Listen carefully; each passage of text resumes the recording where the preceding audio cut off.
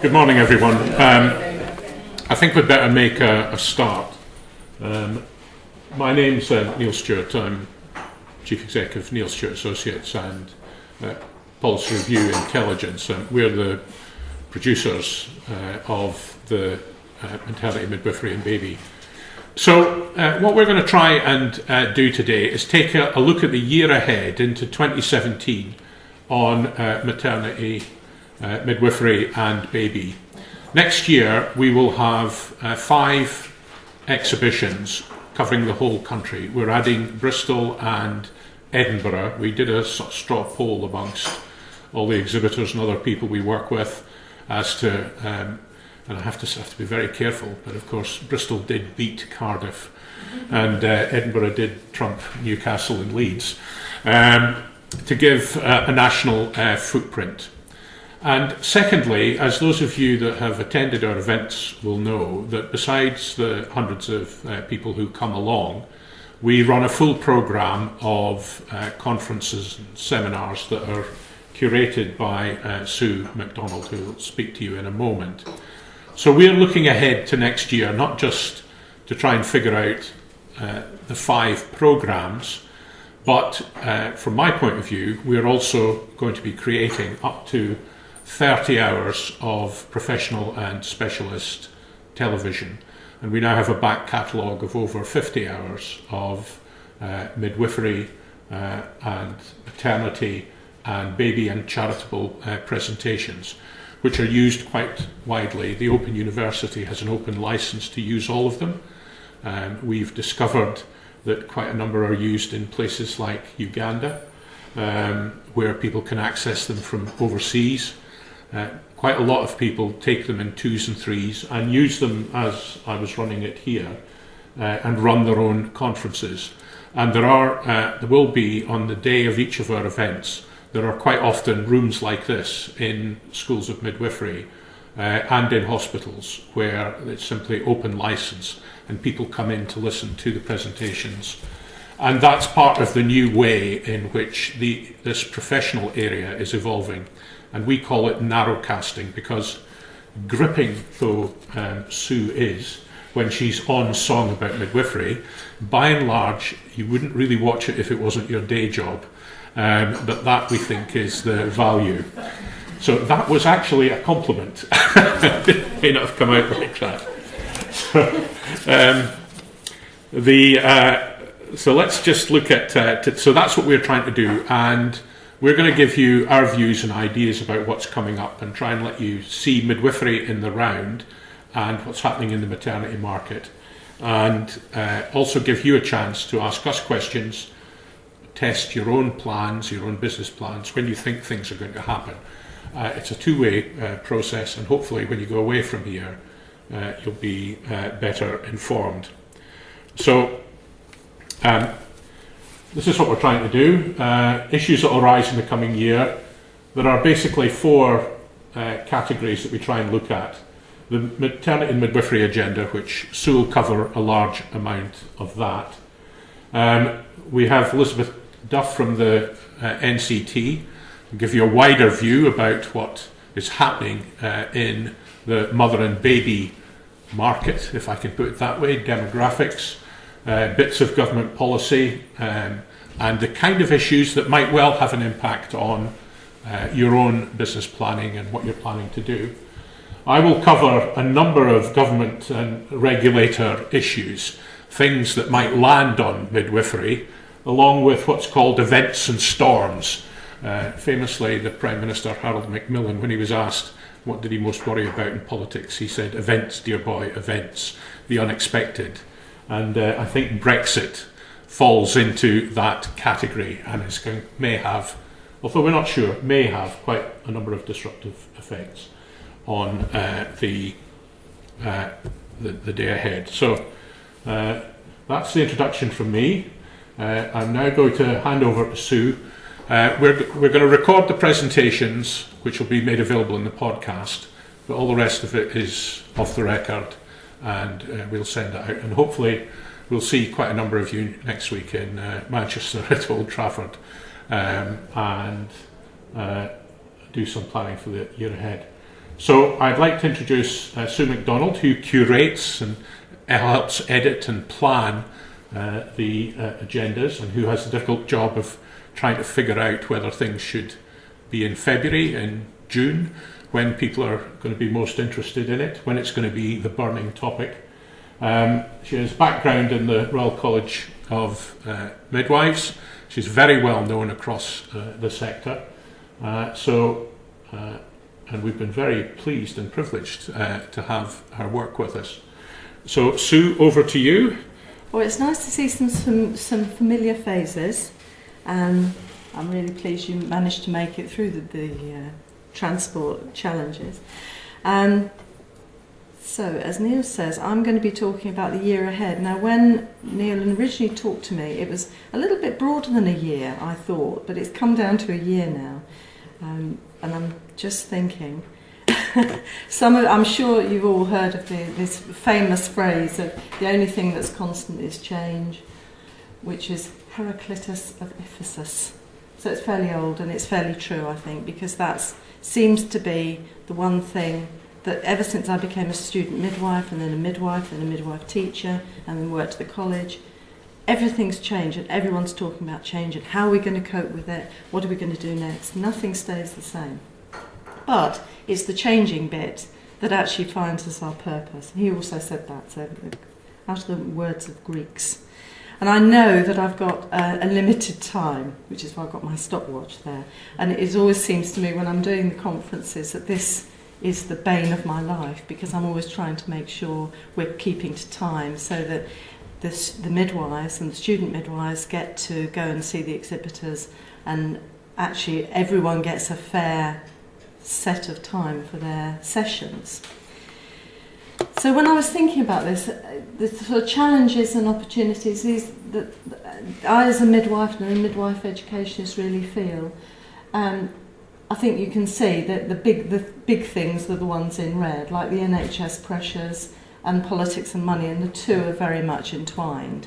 The NHS pressures, we all know from, if you read Roy Lilly's blog, you'll know things feel as though they're in meltdown from an NHS point of view. NHS colleagues have said to me, this isn't the NHS I know anymore, it's getting more and more difficult. And it comes down to people who are being very frustrated about being able to give the care they want to give. So that's how it hits the mother and baby and the midwife providing care. The politics and the money, well, it's, how could you ever see what happened in June and the changes that have happened over the last few months? And that's how it impacts on the NHS. And money's talked about. 60 billion at this point sounds like a lot of money, but we know it costs a huge amount every single day with the NHS. So those two come very close together. I've put UK leaving Europe at the top because that is going to impact on recruitment into midwifery. It's also affecting the sort of women that midwives are providing care for. And it does give that level of uncertainty for the women that we care for and for midwives themselves. They're kind of usual things in a way, because the changing needs of women and babies, that's always has to be on our agenda as midwives, making sure that we are achieving what they need from us. And there's things like more knowledge and research. There's sort of the idea of that it always used to be that knowledge had a 5-year sell-by date, and I'm not sure it's 5 years anymore. I think it's a lot faster. It's probably more like 5 months. And then we have the technology, which can be fantastic, but it can also be very challenging for some midwives. The older midwives having to cope with maybe contacting women by text, where they're used to phoning up and seeing them face to face. But there's an awful lot of tools that have made a difference to midwives' lives and also to mothers and babies. And we have to understand the technology and use it appropriately.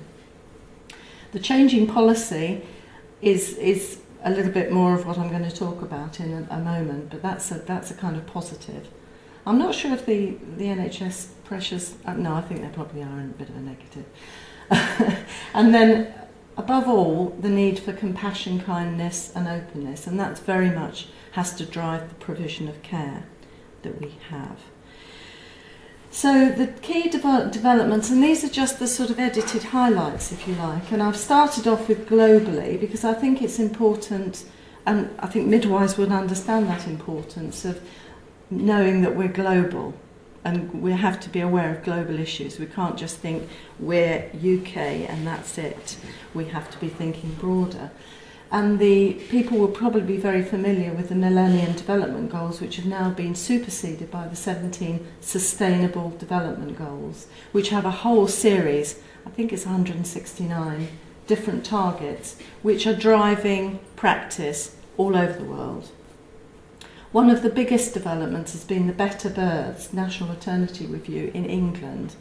Other countries have got their strategies in place, which have been around quite a while, but the Better Births report is very significant in the sort of course of action for the future, and I'm going to go into that a little more. The Lancet series in midwifery, a lot of people are talking about also, and again I'm going to go into that a little bit more, and an increasing focus on safety. I mean, the public needs safe practice, they need safe care, and these are the imperatives. We have Embrace, which is the maternal mortality confidential inquiries, which you may know about, which informs us of all the issues around every mortality, maternal mortality, and also they look at perinatal mortality to give us information about things that we could have done better, things that we need to be aware of, and lining up and trying to perhaps move the Swiss cheese. Has everyone heard the Swiss cheese of the risk management? I think trying to wiggle them around so that somebody catches a risk before it becomes a danger. And then there's the newer ones, which you may be aware of, is the Attain project, which is looking at newborn avoiding term admissions into neonatal unit. And again, I'll talk a little bit about that. And then considering caesarean section rate, this is very much an ongoing thing that's been talked about for a long time, and variations across the UK. So the global, and I'll kind of whiz through this because I'm very conscious of time. I did say the 17 Sustainable Development Goals with the targets, and built on Millennium Development Goals, and very much still focusing on based on human rights of all, gender equality and empowerment of women and girls. There's been a lot more focus on education of girls and better resources for women. And I gave an example of Goal 3, ensuring healthy lives and promoting well-being for all at all ages, and with the targets. And this sort of highlighted for me some of the issues. By 2030, reduce global maternity mortality ratio to less than 70 per 100,000 live births. In the UK, our rate was around 9.02. So it just shows what the difference is with the UK or with other countries in the world. But we have to be aware that women are coming to us from other parts of the world where their health may not be as good as the women in the UK. And midwives, of course, are coming to work from overseas in the UK also, and so they're going to be more familiar with these sort of rates. And then I have included Brexit, but I think that Neil will probably go into that a lot more. But I think the things that for as a midwife that I'm thinking about is potentially changes to the much loved, even though sometimes they might drive us mad, the European Union Midwives Directives, because those have driven our education, our practice for many, many years, and there's something that's very precious to us. That's where, this famous thing of having 40, being in your training you do 40 deliveries, and that you can't get registered until you've got those numbers. It's making sure there's a standard practice throughout the UK and throughout Europe. So we don't know what's going to happen with that. And the impact on research within the profession, that's been a lot within the radio recently about universities who are getting anxious about the research monies from Europe, which have been assisting in developing knowledge, which has been within midwifery and nursing professions as well. And it may mean less movements of midwives from a recruitment point of view. The Better Births report or review I don't know, has everyone heard of this review? You're all very familiar with it, that's good.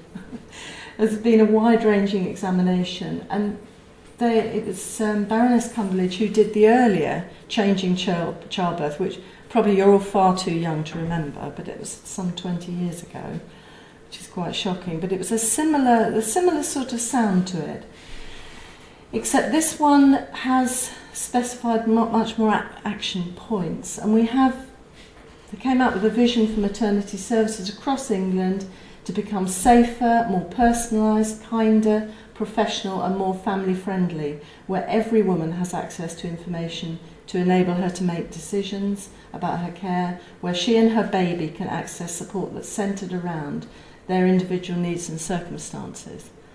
And that's, I think, a pretty good vision to have.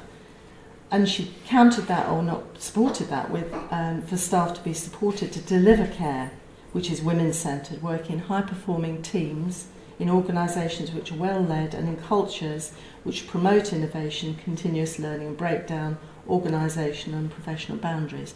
I think that's going to be quite a challenge, but it's a good aim to have, I think.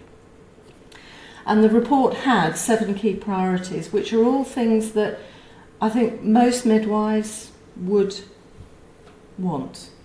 The personalised care centred on woman, baby and family. And that includes the sort of idea of a care plan particular to that woman. I think a lot of times, to be honest, we talk about personalised care and we don't really do it, not in real terms. We do a sort of package we think's personalised. I think the future may offer better tools and better framework for that. I hope so. Continuity of carer, focus on safety care from a team linked with an obstetrician with close liaison for all services. I think continuity of care, Elizabeth and I were talking about that just as the normal thing, of something that's really important to women and their babies. It's the way that you can pick up where there are real problems within the home, within the family, and it's where you can really link with the woman to look for what she needs in the pregnancy and childbirth experience. And of course that goes into the safer care, making sure you've got cross-boundary working, rapid referral and access to the right care in the right place, which might be, for some women, it might be in the home, it might be in a midwifery-led unit, and it might be in a consultant unit. It has to be the best place for that mother and that baby. And again, I think this is something that Elizabeth is going to focus on a little more, better postnatal and perinatal mental health care. And she really highlighted, or the report really highlighted, the need for more investment and good postnatal care, which has been the Cinderella of maternity care for as long as I can remember, before I was a student midwife probably. And if only we could find that glass slipper, how good would that be? Multi-professional working, and again they highlighted the need to work together but also learn together. And that's something as a teacher I'm quite used to, getting doctors working with midwives, with neonatal nurses, having the sort of skills and drills activities, but also, sitting down in this sort of environment and be able to talk about, for example, a case, and doing a proper reflection on a case and looking where people could do better, where they could do differently. Can't disagree with any of that. And then working across boundaries, which links into the multi-professional working. And lastly, which I think was highlighted more in the media, as I recall, was the payment system, in which the money follows the woman. And I'm not sure where we're at with that, because it got a lot of media coverage, and it seems like a very logical thing, built on, I think, from a lot of the information from New Zealand, where that is what happens. So the mother has a lot more control about the service, and the service becomes very responsive, which is what we really need to look at. And this offers, I think, that the whole Better Births can offer more choice, certainly more continuity and more satisfaction. More satisfaction for women, more satisfaction for midwives. When you're providing continuity of care and you really get to know a woman and her family in context, it's fantastic. You don't have to keep asking the same questions because you've already asked them, you've got that knowledge. You get a much more close relationship. Having said that that demands quite a lot of any person to make that relationship, and maybe that's the sort of area we need to look at. It offers better communication with other professionals. If you've done a skills and drills session with a senior obstetrician and you've been rushing around over a model patient doing things, you're much more likely to be able to sit down and talk with them about an issue you have with a particular woman, person to person, profession to professional, rather than saying, oh, that's far too important a person, I couldn't possibly speak to them. And also for them to feel the same, because I think there are a lot of professional discomfort sometimes. If you don't know somebody, you're less likely to talk and get to know them and use their knowledge. So there is an increased potential for safety and therefore a reduction in complaints and litigation. That comes from the continuity and the communication aspects. And the potential for a more roundedness of practice, so you're not ward-based for learning. And again, when I was a junior midwife, I was put on a postnatal ward. I didn't know if I'd be there for a year, 2 years, 3 years, forever. And I was very frustrated because I wanted to do other things. I wanted to catch babies. I wanted to do the antenatal care. I wanted to do everything, actually. And eventually I managed to do what I wanted to do. But with any continuity model, for example, the caseload midwifery model, you're much more likely to be able to book a woman in the morning, do an antenatal clinic at the end of the morning, maybe, and then catch a baby or deliver a baby or do postnatal care in the afternoon. You're much more likely to do the whole round of midwifery. And that's much more, it's demanding, but it's much more interesting to do.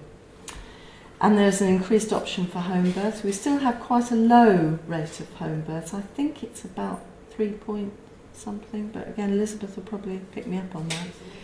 It's very variable, because in some places it's something like 0.8, and in other places it's a bit higher. Torquay was one of the highest. I think they had something like 4.8%. That's in my brain, isn't it, as a percentage.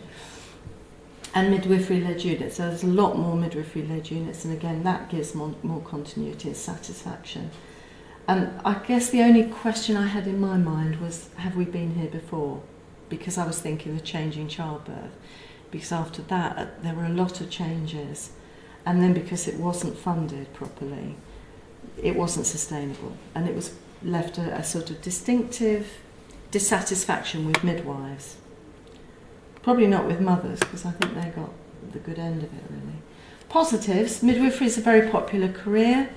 As a teacher, I know that if I'm offering an education degree at the university, for one place I'll have at least 80 applicants, if not more. Some universities will have a lot more. So you have a lot of choice, and you know you're always going to fill your places. It's not all that with all health professions. The media image is generally good. If you look at Call the Midwife, it's very, very good. If you look at some of the other media images, perhaps not so good. It's quite interesting. We did some research a long time ago into looking at what people, if you said to them, what do you think a midwife is? You got a huge variety of what people think. From the Sarah Gamp picture of the midwife with the gin bottle, to the very professional midwife, to someone very bossy. I guess I would have to say most midwives are a bit bossy. I'll own that one. I certainly am quite bossy. But generally we have a good image, and that's good.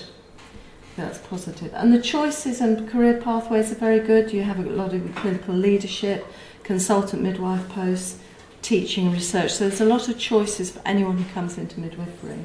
And the role itself is rewarding. It's interesting, it's never dull. There's no one day that's like any other. So I'm selling midwifery here. Anyone buying? Got a bit carried away there. The Lancet series on midwifery, is anyone aware of this? It's something a lot of midwives are talking about and are interested in. Because though it was published in 2014, there are still bits of policy and bits of publication coming from it. It was supported by the Gates Foundation, and it has implications for both high and low income countries in what they're saying. and it is influencing the way midwives and others are thinking within the profession. And it's about getting a better integrated system for women and the babies. And they have a whole, and I didn't put it on the slide, perhaps I should have done, but they've suggested a sort of quality maternal and newborn framework to put curriculums through and really inform services. So I think you may become more aware of it. And I'm sorry I didn't I can send a link anyway with that.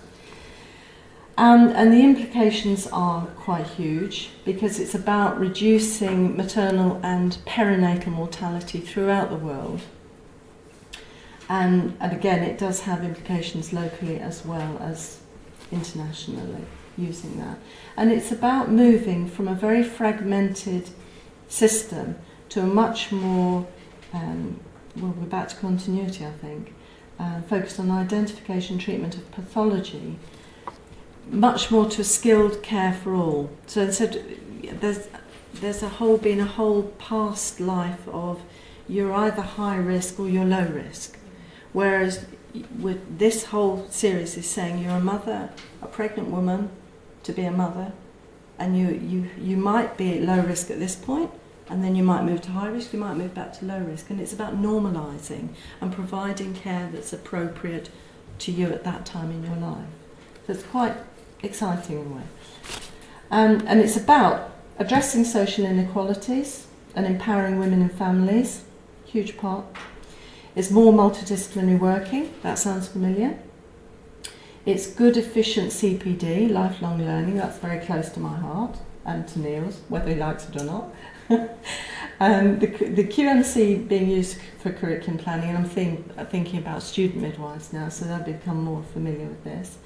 And better understanding of the balance between normality and complexity or pathology, and getting physiology, social and cultural knowledge, not just banding a woman with a pathology, but seeing her in her whole social context. And getting tailored, individualised care, there we are again, and getting good leadership. So the same themes are coming through, I hope you can see.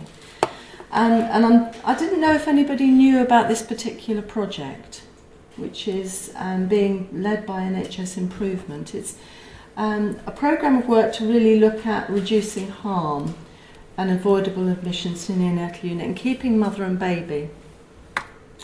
And it's being led by clinical experts from a range of organisations. We've got 2 of them coming to the conference on Tuesday next week, who are on one of the groups. And they're working to look at it, practice, offer insights, recommendations, and look at examples of good practice to share much more broadly across the NHS. And the central aim is to prevent harm caused by separating mother and baby. And the 4 groups are looking at hypoglycemia, jaundice, respiratory and asphyxia. I think there was going to be another group looking at infection, but I'm not sure they've actually started as yet. And they're doing a lot around developing information for parents, spreading good practice and developing education and training materials. So I think you might hear more of them. I think that they've been going, about a year, maybe 8 months. I've included complaints and litigation because that's always a big issue and always a big concern for midwives about being sued. If they do the practice wrong, they might be sued. And of course the budget within the health service, and I've given this statistic, because those cerebral palsy, which is the damage from asphyxia, stay constant, the cost has continued to increase. And these were statistics from the NHS Litigation Authority of £989 million paid out, and that's a lot of money to come out. And the clinical negligence claims in obstetrics are around 10%, but the cost is 42% of that NHS LA budget. So people are always worried about the obstetrics part of their litigation claims. They do have a whole series of leaflets which midwives are using more in units, and there's one called saying sorry, and that's linked along with this whole issue of being open and honest with patients and their families. and it's a very good leaflet to use. There's also one on pressure ulcers in maternity, like the old-fashioned pressure sores, which increasingly we are seeing in maternity and is very poor. And there's the areas that improve and reduce litigation, and we know improve practice, are CPD again, supervision, use of evidence and research, good record keeping, and reflection and review after incidents. That's some of the key things that will improve things. I'm conscious of time. I'm going to skip over this because I think Elizabeth will do far more justice to this, but perinatal mental health is a really important area for midwives, and something we have specialist midwives driving practice in this area as well. Still a stigma with this. And another issue that's very much on the radar, and especially you would have seen in the media, is female genital mutilation. I don't know if you can see the globe that well, the global picture, but the darker colour is where the FGM is more prevalent. And it's a serious concern for midwives, because women will come here having their babies who may have had FGM, and it has got severe implications for childbirth, but also it's got implications for that baby or for other children in the family, and midwives need to be aware of that. We don't know exactly how many women in the UK have had FGM. It's anything from 66,000 to far more, because you won't find out until they seek medical care. And there's all the residual mental trauma. So the that comes into the child protection area. And then an issue that I think is exercising some midwives at the moment is revalidation. Every 3 years we have to get revalidated, and we have to prove to our professional body, the Nursing Midwifery Council, that we are up to date, that we're fit to practice, and we do this by working with a colleague who's called a confirmer now. Used to be our supervisor of midwives, but because the supervision is going, we have a whole different framework. We have to complete a number of continuing professional development activities. We have to do reflective accounts. We have to show that we're up to date with practice. And some midwives aren't quite prepared. I think they didn't think it was going to be happening, almost.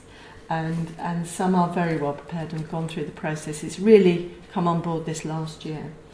But it's a good tool for getting midwives to think about how they can show to somebody else how up to date they are. This is just one of the forms that we have to fill in and show our confirmer that we're fit to be staying on the register.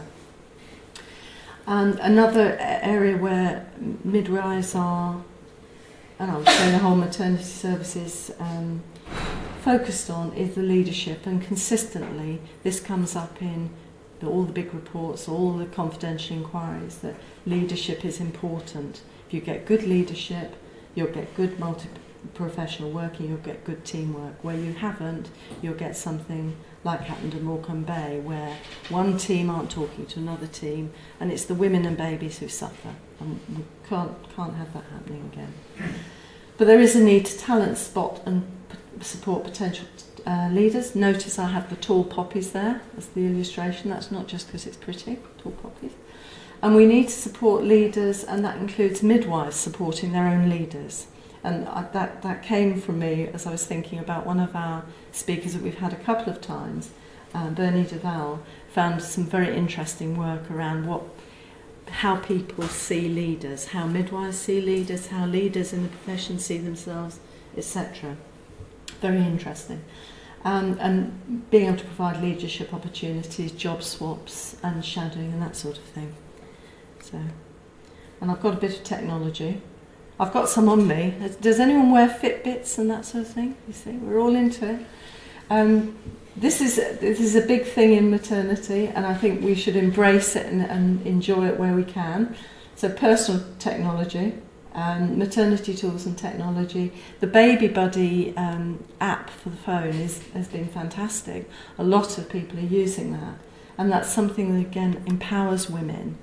And I think Elizabeth will probably talk more about that, won't you? Some people are using Skype for interviewing women and being able to be accessible to reduce travelling and have more time with the woman. The monitoring technology is getting a lot better. And I don't know if anyone here is a monitoring technology person. No? So we could probably add something to that. And the use of social media. I mean, from a midwifery point of view, I always feel as though I need to warn people about this, about the issues of confidentiality and understanding what, if you put something on your Twitter or your Facebook, it's there forever. But it also can be very useful for getting information out to women, to families, to midwives and others in care. Useful for information exchange and CPD. And increasingly this little logo, which is the We Midwives, we have Twitter discussions every now and then, which is an interesting way of raising an issue and seeing what other people think. And I think we'll see more and more of those. And put this on the table really of the knowledge that's out there that midwives are talking about and wanting to know more about. The human microbiome, which is very new, which is about getting the sort of physiology of the baby linked up with the physiology of the mother. I missed the session at the last conference, but I understand it's very popular. Understanding of post-traumatic stress disorder, domestic violence, sexual abuse and long-term effects, that's a lot on the agenda. Physiology of pregnancy and birth. I talked about the research, the 5-year sell-by date. We're going to need some tools to help kind of cope with that information overload. Improving the normal birth rate and reducing interventions and reducing trauma. And remembering the components of care. So it's not just about the pathology or the physiology, it's about the care and compassion and communication, which is the 6 C's. And these are the challenges. I don't know if you can see, but these are some knitted midwives. There's a campaign underway, which might sound a bit flippant, but it's not, for midwives are knitting more midwives for the Royal College of Midwives conference, because we need around 3,500 midwives. Now obviously knitted midwives aren't going to be able to do any care, but it's a kind of demonstration of the numbers, because this isn't that many knitted midwives. It's taking up a lot of space. Our challenges: a cash-strapped NHS, huge problem, not enough midwives. And that does lead to burnout and stress for the existing workforce. And I think the worry about the loss of student midwife bursaries and the impact on recruitment is a huge worry, I think, within the universities, but certainly within the service, because student midwives will still come in, but it's going to be very hard for them if haven't got any money support at all. Increased complexity of women and families, and that's their sort of housing, their socio-economic status, and their physical needs as well. And we have increased expectations of mothers and midwives. So the midwives expect more from their role, the women expect more from us, and it's getting that sort of balance together that we need to do. And I think dissatisfaction, not being able to do the job you were prepared to do, is frustrating for any midwife, I think. And that's why a lot of midwives leave. And that is it.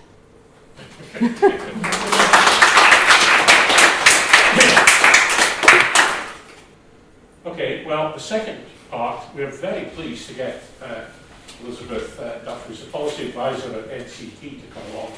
It caused me to visit their website, which is just a reminder of how much information and knowledge is now available at the touch of a button compared to the days when I was a chief officer at the Royal College of Nursing. And I've asked Elizabeth to look at beyond those things that are, if you like, in the area of midwifery and professions, but to look at some of the wider social patterns again, and many of you will want to need to connect to those kinds of issues, and indeed they drive demand for your product. So, Elizabeth, over to you.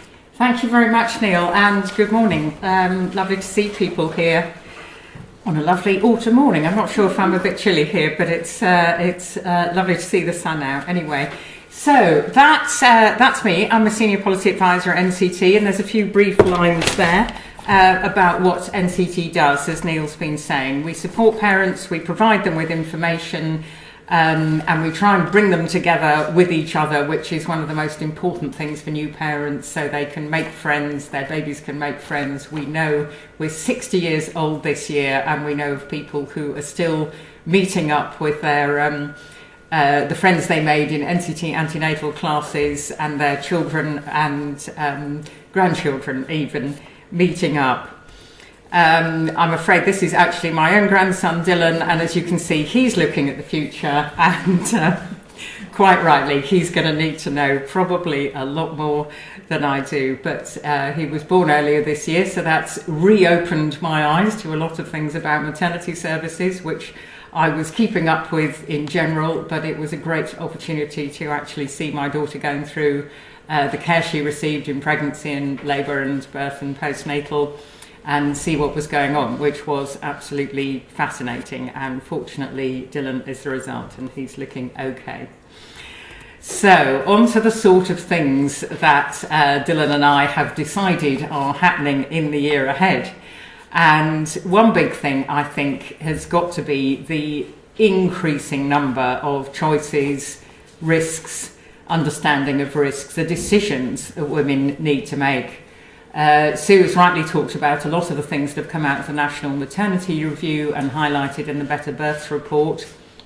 The first headline recommendation is personalisation of care and enabling women's choices, which is absolutely great. It's something that NCT has been calling for and supporting for a long time, but it brings with it the rights of women to choose, the responsibilities of women when they make a choice, how the relationship between the caregiver, usually the midwife, and the woman focuses on that, the mutual respect between them, how that works in the relationship of understanding risk, helping women to understand risk. It's something that NCT people are very keen on doing, and I know that antenatal teachers who work for us are extremely keen to look at all sorts of tools, devices, schemes, ways of presenting information, ways of helping women who will look at and understand risks in different ways. We know that some women are very up with numbers and they understand percentages and risks and probabilities. Many others don't. You start talking about numbers and they're like, well, just tell me, should I, shouldn't I? Or will it happen to me? They don't want to know about the population evidence. They want to have, which they rightly should be able to have, the personalised sort of care and support that will really, it will always be their decision, and it should be, but to help them make the decision that's right for them. I've just mentioned in this slide a lot of things that are happening, local services, unfortunately, in spite of the emphasis in Better Births about community-based services like home birth and freestanding midwife units. Some of these are being lost, and that will increase it may reduce choice for women, but it may mean they've got to make more difficult decisions, whether they want to for example, opt for a home birth, but knowing that if they have to be transferred, they might find that the nearest service they need in a hospital or an obstetric unit is further away than it would otherwise have been. That adds difficulty to choices. It's hard for midwives to be able to help, and as we all know, timing and what happens in a woman's labour is quite unpredictable. Quite a lot can be known, the sort of risk can be known, but those choices have to be looked at very carefully. The image there is from a very helpful document written by Kirsty Coxon at King's College about how to help women make their decisions about the place of birth. But of course, that is very far from being the only sort of decision that women have to make. I've also mentioned about screening options, which may be about the most difficult really being when it's discovered that the unborn baby has a serious problem that's not within the normal range, and some women may have to consider termination for abnormality, which is a very distressing thing to go through. Women need a lot of support and help around those difficult decisions. But there are other things too. I can see Jane at the back of the room, who works for the Group B strep support charity. Group B streptococcus is a bacterium, and you may well know about this. It presents a really interesting and sometimes very difficult set of decisions, because a lot of women, maybe 20 or 30% of women, have this bacteria in their body. It's one of those things, it comes and goes sometimes.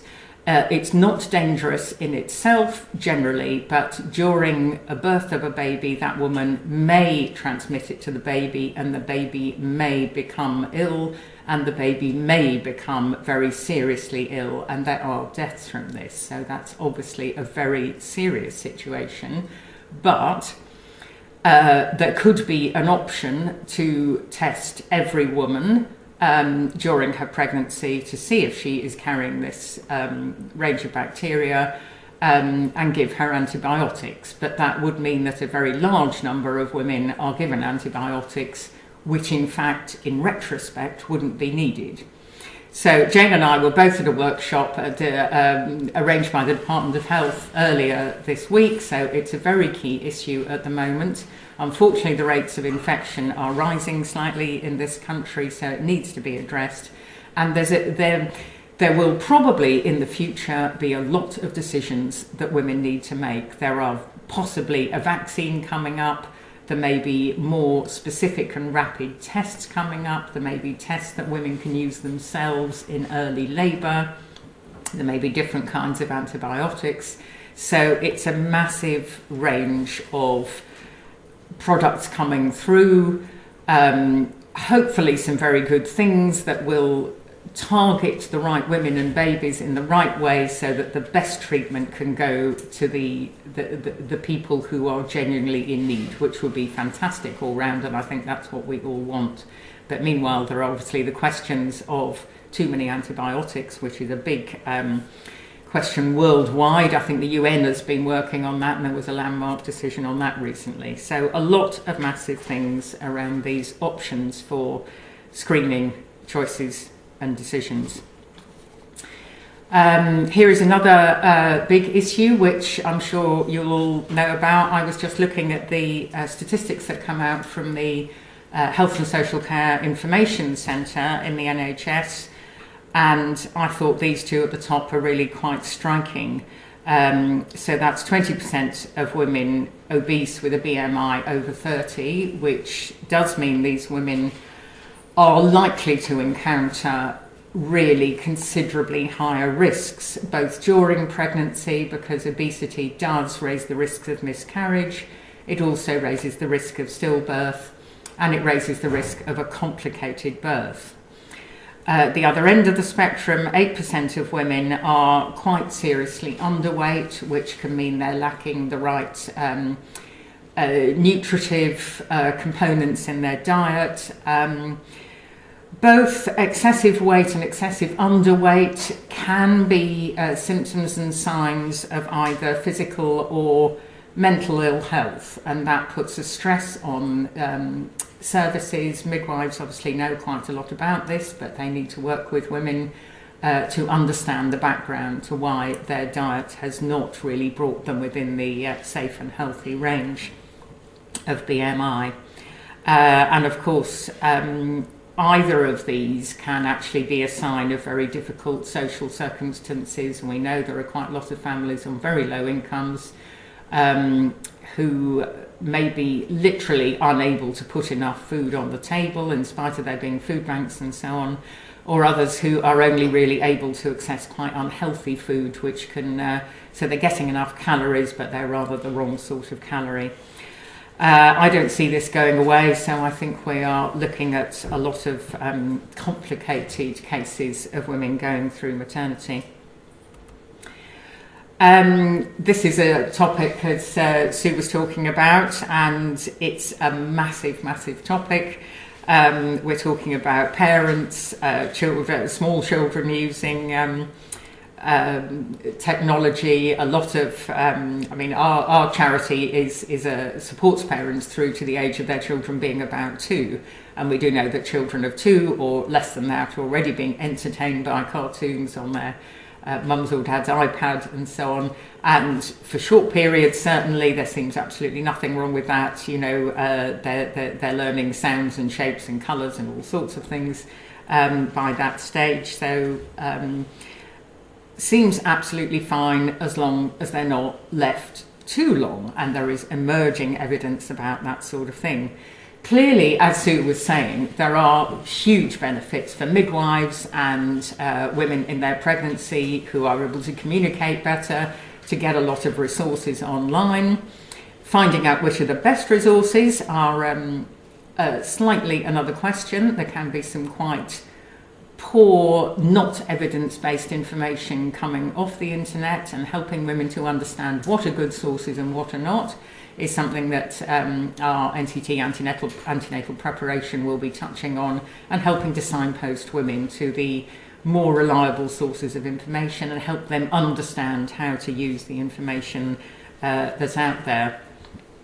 I must say, when I had my babies, I think the fax machine had not yet arrived in offices, so basically we are looking a long way back.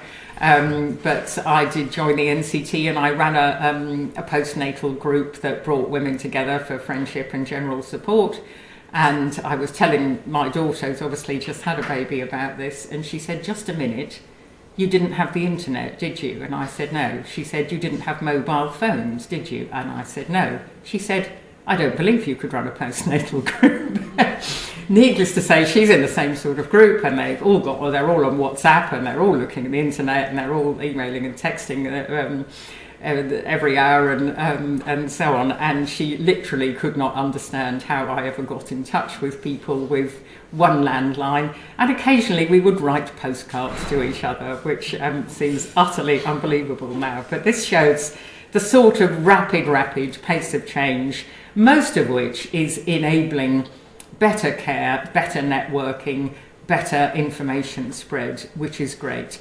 But there are some potential drawbacks about a little bit too much looking at a screen and mums not always looking at their baby.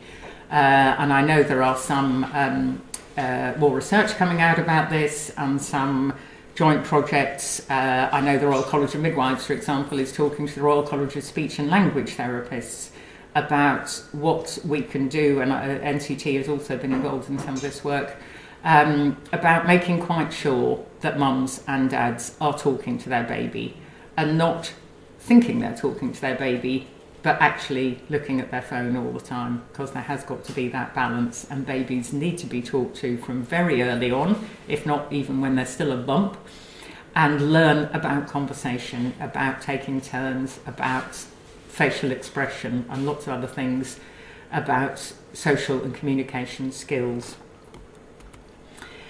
Again, Sue touched on this, and I just want to add a little bit more. The map on the side comes from the Maternal Mental Health Alliance, which NCT is a member of, so is the Royal College of Midwives and Royal College of Psychiatrists and a lot of other charities. Fortunately, it's a topic that's been more widely recognised by the Department of Health, the NHS, and the government, and more money is being put into support in perinatal mental health. So that's mental health issues for mothers and fathers, antenatally and postnatally. Postnatal depression is pretty widely known about, but more and more is being discovered about the increase in cases of anxiety, obsessive compulsive disorder, post-traumatic stress disorder, and other less well-known mental health problems that are likely to arise around childbirth.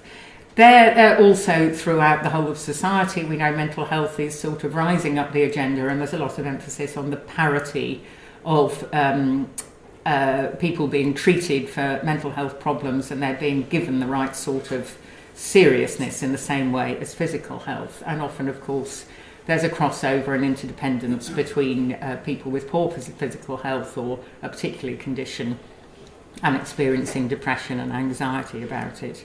So I think this is an issue that's going to go on with more evidence coming out, more services being expanded and refined. That map shows the green is where there are good services, the red is where there are virtually none in perinatal mental health, and the pink and paler colours are in between. There will, I think believe there's going to be an announcement about some new mother and baby units being opened, which is where women with severe depression who are at risk of harming themselves or their baby are able to be cared for with the baby alongside, but under very close supervision, and that will be good news.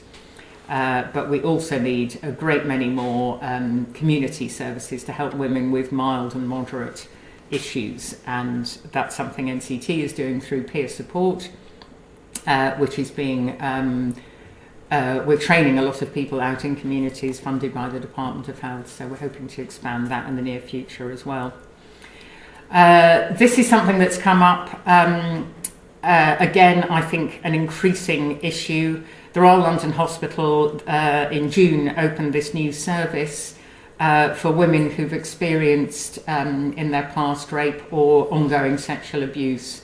It's often something that women feel they've got over, whether they've had help from services or through their own struggles, but when they're having a baby and obviously they are going to have intimate examinations and so on, it can have the appalling effect of bringing back flashbacks from their distressing experiences earlier.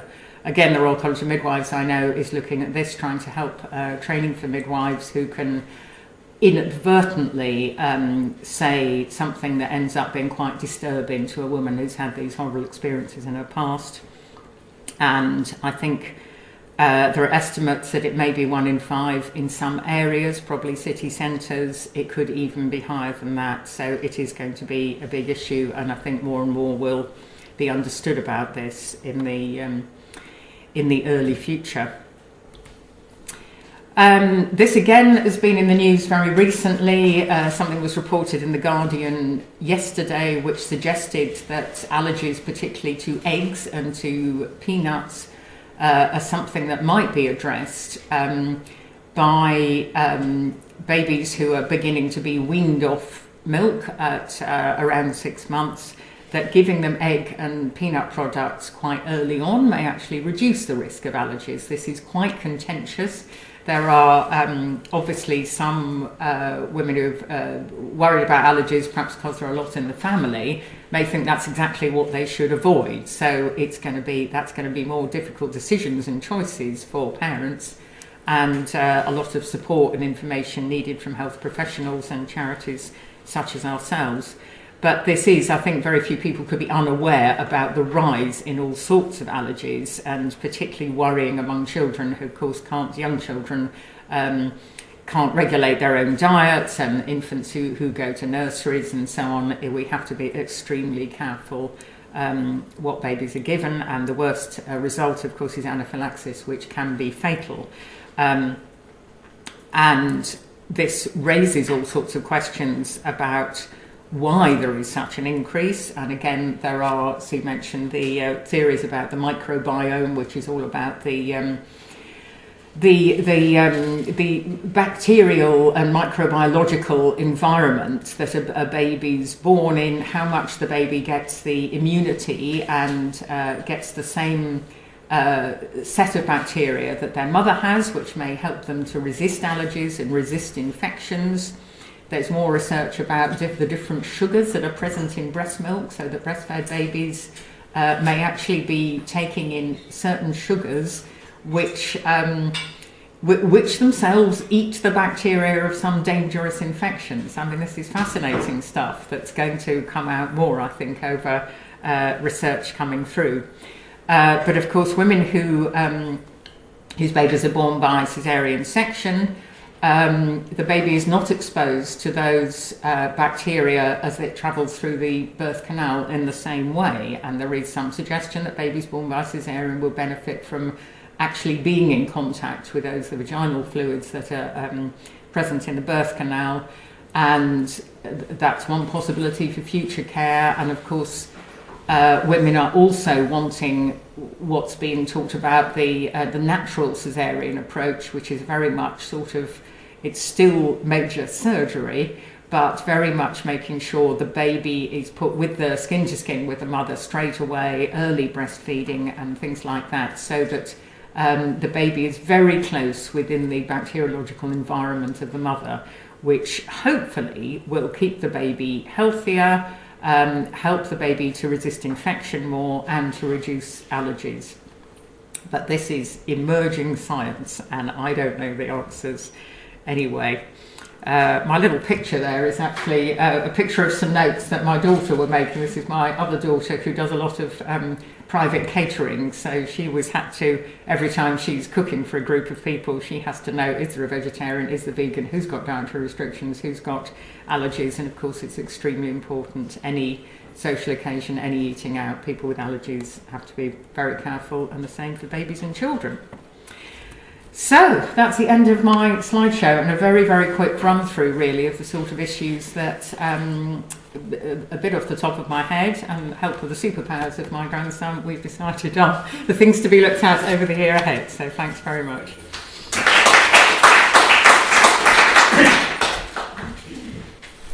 So I'll just show this little bit here, because it sort of struck me, even we were talking about technology, and one of the options that Catherine, who's running around at the back, had today would have been simply to stream this live on Facebook, and any of the 12 people who haven't made it today, who were planning to come yesterday, could have sat down in Costa Coffee or Staines railway station or wherever they got stuck and simply watched it live, and downloaded Sue's slides and whipped through them.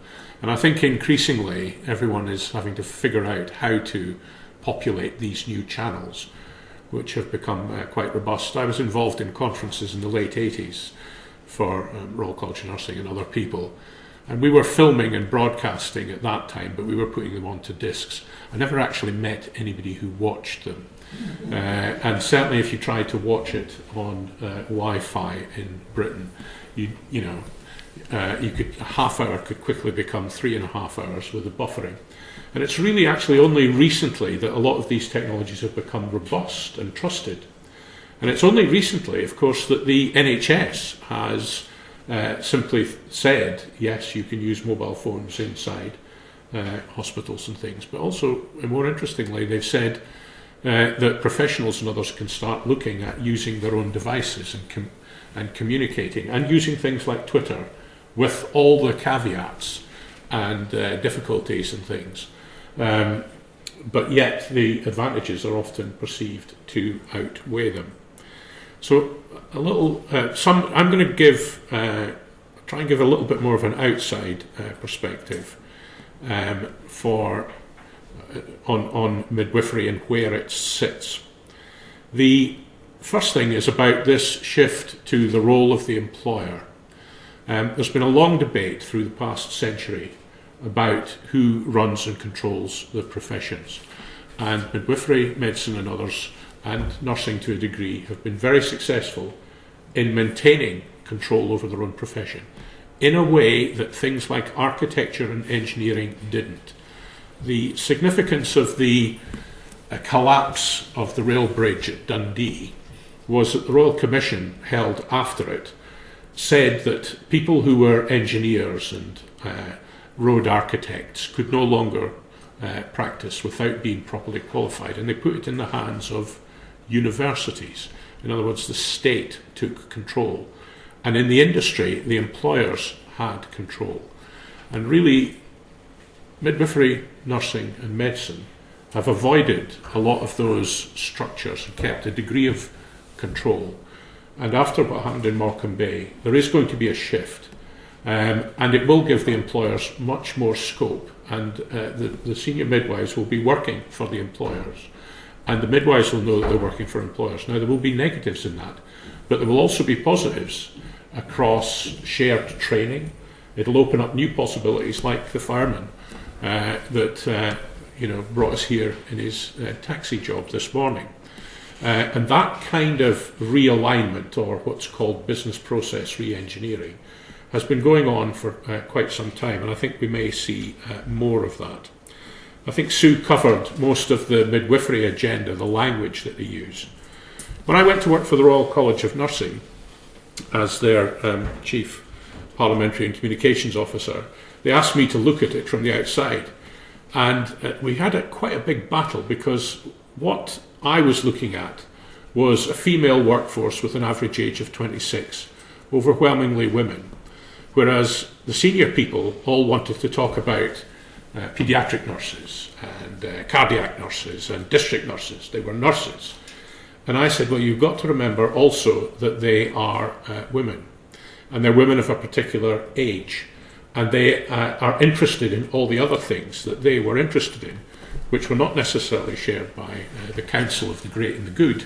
I think we had 3 dames on the Council of the Royal College of Nursing, and I actually had one committee meeting interrupted because they were going for lunch with the Queen Mother, which is, of course, what happens in every trade union.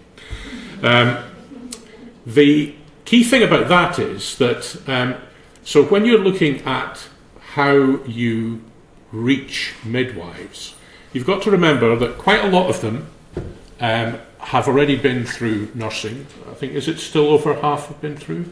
It's actually gone the other way now, has it? It's down, but okay. Probably 2/3 of midwives are trained direct. Direct entry. Okay, that's even faster than I'd expected.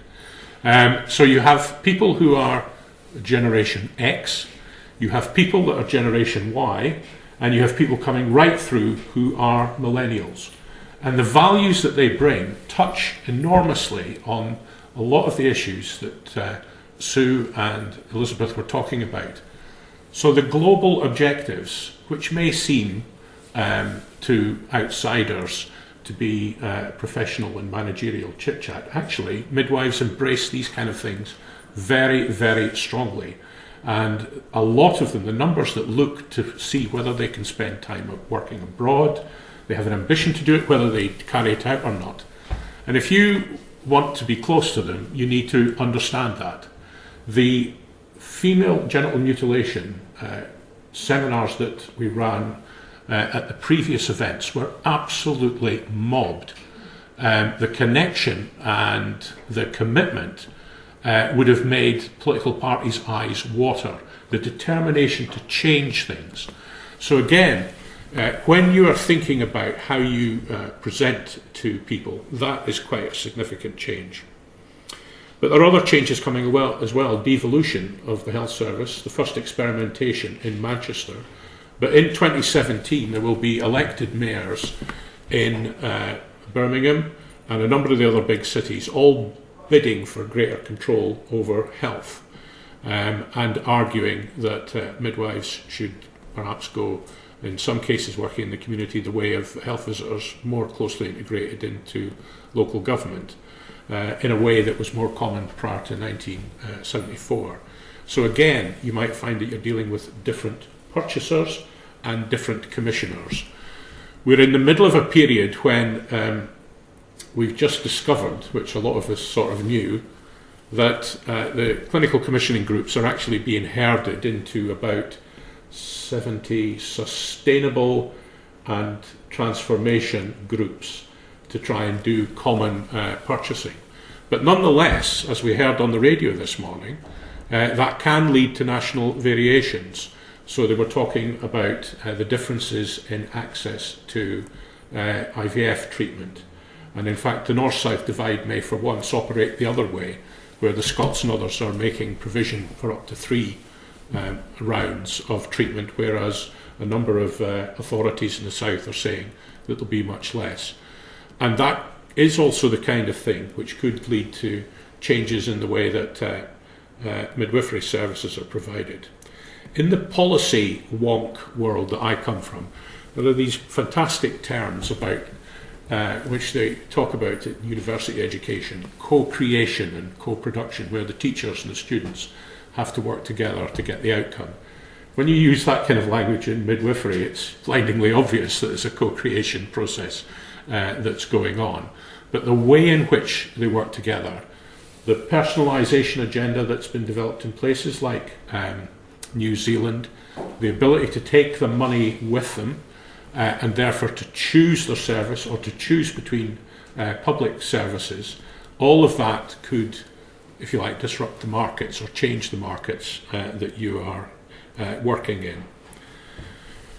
People have noticed that Mrs May is a new kind of Conservative. There has been quite a dramatic change in the attitude of government to the way that they relate to organisations, and particularly in the Conservative Party, and it's quite an interesting change. And this is now not quite publish and be damned, but it's put all the statistics out there, a complete what they call transparency agenda, and let people examine it from the outside. And that enables the kind of maps that Elizabeth was showing you, where you begin to discover where services are strong and where they are weak, and that can affect demand. And that kind of information will also become very important for people trying to market, in whether it's agencies trying to recruit staff or provide staff, people with particular products, people with services. You'll be able to see a clearer picture around the country. But there is also an equalities agenda. So in the work that I do in universities, they've been publishing the material for a long time, and that's why Oxford and Cambridge get a very hard time about the fact that they fail to recruit black ethnic minority students, even though there are plenty of them with the qualifications. And there will be lots of information beginning to emerge around that. We have a separate event coming up in about 2 weeks' time about mental health. And the headline figure is that if you're a young, black, Afro-Caribbean man, you are 6.6 times as likely to be sectioned than the average. 6.6 times. You know, you're only 3 times as likely to be kicked out of school, but 6 times. And the police and the paramedics and others say that they just find themselves in a complete trap, a cycle along with the courts. We will discover lots of other uncomfortable things in midwifery and others, and people will follow that up, and the solutions will often not just down to midwifery, not just down to midwifery and mothers, but to all three in this kind of co-creation. I mentioned about Generation X, Generation Y, and the new millennials, and the values. Midwifery is one of the areas that has the strongest sense of values, I think, of any of the professions, overlaid with the values of women and motherhood. However, some of that can also be anti-commercial, suspicious, reluctant. I mean, it's a function of those age groups, and people are aware of it. And recreating that constructive relationship is one of the big challenges. On the litigation side, if you saw that number, 989 million pounds just for litigation at present, and most of that is around well recognised, established things that have gone wrong. And again, one of the events one of the speakers that we've had at previous events, looking at birth trauma, is an issue that a lot of people in this room will understand. Just as somebody who worked in health, I always understood how many people died in the health service going into hospital who died for reasons that had nothing to do with why they went in, because of accidents and misadventures. And we actually did the launch of the National Patient Safety Agency, which was a real shock moment, for Radio 4 and others, as they discovered, just as people are discovering the scale of things like female genital mutilation, there's a discovery moment coming around birth trauma. So although we get the statistics down for how many people, how many mothers and how many children survive, and we can improve the statistics on some of the most well-known conditions, what is emerging is that a lot more women carry long-term trauma or morbidity or continence problems or mental health problems, going through a whole range of experiences that come out of what happened while they were in the midwifery process. And there's a lot of people, Sue and others in midwifery, have been trying to prepare for that moment. And all of that, of course, can affect dramatically the behaviour of purchasers, of managers, the advice of midwives, and the demands that mothers make. And what we're hoping to capture across all the events that we do is to air these things out there, get the discussions going, get the dialogue going, and let people see the solutions so that they don't burst as a complete surprise and a disruptive and dysfunctional impact because suddenly the newspapers go crazy about them. I think the Brexit issue is, I think, possibly bigger than people realise. We've had a long period when the demand for midwives has been extremely strong in the south, exactly where the largest immigrant and international communities are. We were just debating what the exact figure was, and Liz, if you can get the wording right for me about this, but the percentage of mothers who were born overseas is now about 33%. I believe so, yes. Yeah. And therefore, as an average percentage, that indicates that in places like London and the big urban conurbations where immigrant communities are strong, that could be creeping closer to 50%. Now, at an obvious level, that means that if you're speaking to those communities, your websites and other things need to have multiple language functions on them, if nothing else. But also in the midwives who are working with them, you're likely to be working in a multinational, multilingual community.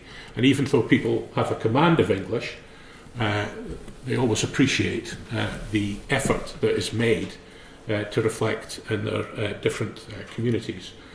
And a lot of the births have been driven by people coming over since Blair opened up the market. We have no idea really how Brexit might affect demand, or whether women will have more babies here rather than in Poland or in France or in Spain or in Romania. It's an unknown. But similarly, some of the problems relating to where they will be recruited from, where they'll choose to make their career. There is a little ticking time bomb on visas, which I think some people are aware of, which is that if you're in a managerial or supervisory job, you have to be earning something like £32,000 to keep your visa. And of course, some people, it's quite possible that quite a number of midwifery functions, which are not heads of midwifery, could be designated supervisory and managerial. And I've had another case in a business school I work with, where quite a senior administrator has suddenly realised that she's out of the country in 2 or 3 months if her salary doesn't go above £32,000, and that's not what the university pays. And she's got an MBA. So there are these unintended consequences of other policies coming through, and that's the environment. If you're working in these areas, and I think the colleague from the PR company put it well, you have to show connection to the community as well as the merit of your product. You have to stay within trading standards, and in some cases, as in pharma, you have to stick to very strict, stringent rules. But hopefully you can, from this material, you can see the ways in which you can connect to the services, to the commissioners, to the midwifery managers, and to midwives themselves as gatekeepers, recommenders, and people who pass comment on the work that you're doing, the service you provide. And if you can connect to, I think, really good presentations that Sue and Liz have made. I think hopefully you'll have found that helpful. And so I'll stop there, and any more questions about the environment and the year ahead, fire away.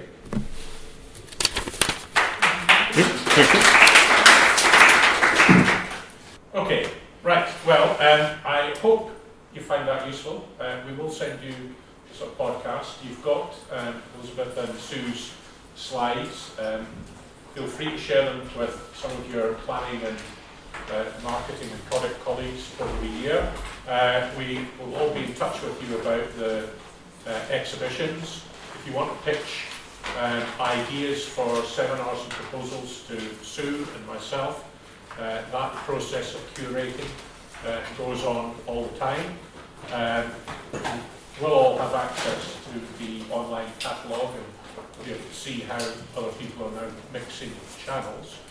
I hope you've found this useful. Can you join me in thanking our two wonderful speakers?